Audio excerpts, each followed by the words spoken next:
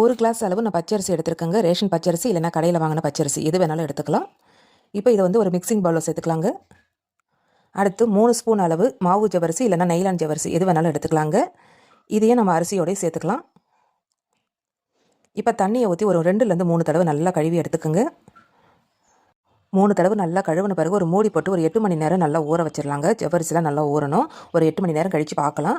பாருங்கள், அரிசியும் ஜவ்வரிசியும் நல்லா ஊறிடுச்சு பாருங்கள். இந்த அளவுக்கு நல்லா ஊறி இருக்கணும். பச்சை அரிசி சீக்கிரத்தில் ஊறிடும். ஆனால் நமக்கு ஜவ்வரிசி ஊறுறதுக்கு ரொம்ப லேட் ஆகும். இப்போ ஊற வச்ச அரிசியை நம்ம வந்து மிக்ஸி ஜாரில் சேர்த்துக்கலாம்.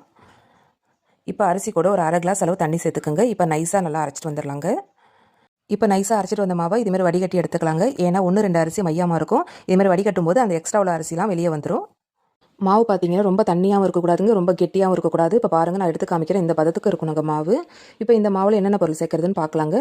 காரத்துக்கு பச்சை மிளகாவை இடித்து சேர்த்துக்கோங்க. அப்படி இல்லைனா காஞ்ச மிளகாவை இது மாதிரி இடித்து சேர்த்துக்கலாங்க. அடுத்தது கொஞ்சமாக வந்து சீரகம் சேர்த்துக்கலாங்க. அடுத்து கருவேப்பிலையை பொடியாக நறுக்கி வச்சுருக்காங்க, அதையும் சேர்த்துக்கலாம். இப்போ இந்த மாவுக்கு தேவையான அளவு உப்பு சேர்த்துக்கலாங்க. இப்போ இது ஒரு கரண்டியால் நல்லா மிக்ஸ் பண்ணி விட்டுக்கோங்க. மாவு பார்த்தீங்கன்னா ரொம்ப திக்காகவும் இருக்கக்கூடாது, ரொம்ப தண்ணியாகவும் இருக்கக்கூடாது பாருங்கள். அடுத்து வத்தல் ரெடி பண்ணுறதுக்கு ஒரு பாத்திரம் எடுத்துக்கலாங்க. எந்த பாத்திரம் எடுத்தாலும் அதுக்கு தகுந்தாப்பால் மூடி போடுற மாதிரி ஒரு தட்டு எடுத்துக்கோங்க. ஒரு 4-5 தட்டு தேவைப்படும். அப்போ தான் சீக்கிரத்தில் நம்ம ரெடி பண்ணிடலாங்க.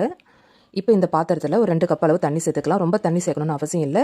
ஒரு 2 கப் அளவு மட்டும் தண்ணி சேர்த்தா போதுங்க. இப்போ இது மூடுற மாதிரி தட்டில் கொஞ்சமாக வந்து எண்ணெய் அப்ளை பண்ணி எடுத்துக்கோங்க. அப்போ தான் ஒட்டாமல் வரும். 4-5 தட்டு எடுத்திங்கன்னா சீக்கிரமாகவே நம்ம ரெடி பண்ணிடலாம். இப்போ நம்ம கலந்து வச்ச மாவை வந்து அந்த தட்டில் கொஞ்சமாக ஊற்றிக்கலாங்க.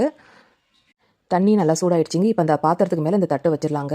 ஒரு வத்தல் ரெடி பண்ணுறதுக்கு கரெக்டாக 1 நிமிஷம் நமக்கு தேவைப்படுங்க. இப்போ நான் உங்களுக்கு எப்படி செய்கிறதுன்னு காமிக்கிறேன் பாருங்கள். இது வந்து ஒரு 30 செகண்ட்ஸ்க்கு வந்து அந்த கொதிக்கிற தண்ணியில் மேலே வச்சிடணும். அடுத்தது இது அப்படியே திருப்பி போட்டு ஒரு 30 செகண்ட் வைக்கணும். ஆக மொத்தம் ஒரு வத்தல் ரெடி பண்ணுறதுக்கு 1 நிமிஷம் நமக்கு தேவைப்படும். 30 செகண்ட் இப்படியும் ஒரு 30 செகண்ட் அப்படி நம்ம திருப்பி போடணுங்க. பாருங்கள், நல்லா கண்ணாடி மாதிரி நல்லா பலன்னு இருக்க எடுத்துடலாம். அடுத்த பிளேட் இது மேலே வச்சிடலாங்க. ஒரு 30 செகண்ட் கழிச்சு இது மாதிரி நம்ம திருப்பி விட்டுறணும். ஃபஸ்ட்டு வேக வச்சு தட்டு நான் இப்போ எடுத்து காமிக்கிறேன் பாருங்கள். இதுமாதிரி கத்தியால் சைடில் இதுமாதிரி ரிமூவ் பண்ணி எடுத்து விட்டிங்கன்னா எடுக்கிறதுக்கு ஈஸியாக வருங்க. கொஞ்சம் கூட ஒட்டாமல் அழகாக கிடைக்கும். இப்போ இதையும் நம்ம 30 செகண்ட் ஆகிடுச்சு, நம்ம எடுத்துடலாம். கரெக்டாக ஒரு வத்தல் ரெடி பண்ணுறதுக்கு ஒரு 1 நிமிஷம் தேவைப்படுங்க. இந்த வத்தலை வந்து வீட்டிலே காய வைக்கிற மாதிரி இருந்தால் ஒரு 2லேருந்து 3 நாள் நல்லா ஃபேன் காற்றுல காய வச்சுக்கோங்க. அப்படி உடனே வேணும்னா நம்ம வெயிலில் கூட காய வச்சுக்கலாம். பாருங்கள், ஒரு 3 நாள் கழிச்சு பார்க்குற வத்தல்லாம் எந்த அளவுக்கு நல்லா காஞ்சி வந்திருக்குன்னு பாருங்கள். இந்த வத்தலில் நம்ம 1 வருஷம் வரைக்கும் ஸ்டோர் பண்ணி வைக்கணும்னா நல்ல வெயிலில் காய வச்ச பிறகு ஸ்டோர் பண்ணி வச்சுக்கோங்க. 1 வருஷம் ஆனாலும் கெட்டு போகாதுங்க. இப்போ இந்த வத்தலை வந்து நான் எண்ணெயில் பொரிச்சு காமிக்கிறேன். எந்த அளவுக்கு நல்லா பொரிஞ்சு வருதுன்னு பாருங்கள். எண்ணெய் நல்லா சூடான உடனே அடுப்பை வந்து மிதமான தீயில வச்சுட்டு வத்தலை பொரிச்சு எடுத்துக்கலாங்க. இப்போ நான் ஒரு வத்தலை பொரிச்சு காமிக்கிறேன் பாருங்கள். எந்த அளவுக்கு நல்லா பெருசாக வருதுன்னு, நம்ம ஜவ்வரிசி சேர்த்ததுனால நல்லா பெருசாக கிறிஸ்பியாக நல்லா மொறுன்னு கிடைக்கும். பாருங்கள் எந்த அளவுக்கு கிடைச்சிருக்குன்னு.